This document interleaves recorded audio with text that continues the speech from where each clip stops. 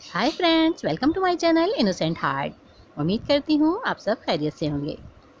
दोस्तों, जैसा कि रमज़ानुल मुबारक शुरू होने में 1-2 दिन ही बाकी बचे हैं और इस माह मुबारक में इफ्तार के लिए पकोड़े तो हर घर में लाजमी बनते हैं। तो फ्रेंड्स, आज मैं आपके साथ शेयर कर रही हूँ कुछ पकोड़ा आइडियाज़ और पकोड़े बनाने की मज़ेदार सी रेसिपी। रमज़ानुल मुबारक में पकोड़े बहुत सारे तरीक़ों से बनाए जाते हैं।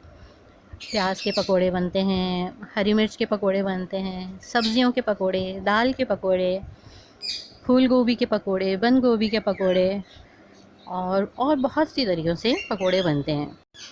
आज की इस वीडियो में बहुत सारे पकोड़े आइडियाज़ मौजूद हैं। रमज़ान के महीने के 30 दिनों में रोज़ाना एक नए स्टाइल में पकोड़े बनाएं और अपने दस्तरखान की ज़ीनत बढ़ाएं।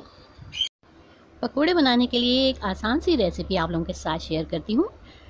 आधा किलो बेसन के लिए हमें चाहिए 8 अदद बारीक कटी हुई साबित हरी मिर्चें, 4 अदद हरी प्याज पत्तों के साथ बारीक कटी हुई, हरा धनिया 1 गड्डी बारीक कटा हुआ, 1 खाने का चम्मच पिसी हुई लाल मिर्च, 1 खाने का चम्मच साबित धनिया, 1 चाय का चम्मच सफ़ेद ज़ीरा, थोड़ा सा मीठा सोडा और हस्बे ज़ायका नमक और तलने के लिए तेल। एक प्याले में बेसन और ये तमाम मसाले अच्छी तरह से मिक्स करने के बाद इसे थोड़ी देर के लिए रख दें। फिर कढ़ाई में तेल गरम करें और हल्की आंच पर छोटे छोटे बॉल बनाकर डीप फ्राई करके निकाल लें। इसी तरकीब को इस्तेमाल करके तमाम पकोड़े बन जाते हैं। पालक डालना हो तो बारीक काट कर पालक डाल लें। मिक्स सब्ज़ी के पकोड़े बनाने हैं तो मिक्स सब्ज़ी को इसी तरह से बेसन में मिक्स कर लीजिए और छोटे छोटे पकोड़े बना लीजिए।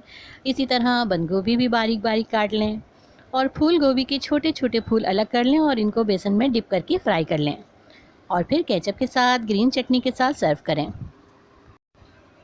फ्रेंड्स, रमज़ानुल मुबारक में इफ्तारी का एहतमाम हर घर में किया जाता है, लेकिन साथ साथ इस बात को भी लाजमी बना लीजिए कि अपने साथ किसी मुस्तहिक ज़रूरतमंद को भी इफ्तारी में शामिल कीजिए। अपने आसपास नज़र डालिए, आपको कोई ना कोई ऐसी फैमिली नज़र आएगी जो रमज़ान में ये सब अफोर्ड नहीं कर सकती। अपनी इफ्तारी से कम 1 प्लेट ज़रूर किसी मुस्तहिक तक पहुंचाइए। किसी रोज़ेदार को इफ्तार करवाएं।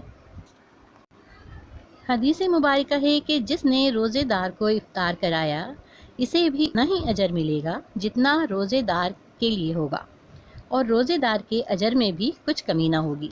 सुभान अल्लाह। अल्लाह ताला से दुआ है कि इस मुबारक महीने के सदक़े में हमारे गुनाहों को माफ़ फरमाकर हमको बख्श दे और सच्ची तौबा की तौफ़ीक नसीब फरमाए। आमीन सुम्मा आमीन। तो उम्मीद है दोस्तों आज की वीडियो आपको पसंद आई होगी। अगर वीडियो पसंद आई हो तो इसको लाइक ज़रूर कीजिएगा और मेरे चैनल को सब्सक्राइब कर लीजिए। अपना बहुत ख्याल रखिएगा और दुआओं में मुझे याद रखिएगा। अब इजाज़त दीजिए। अल्लाह हाफ़िज़।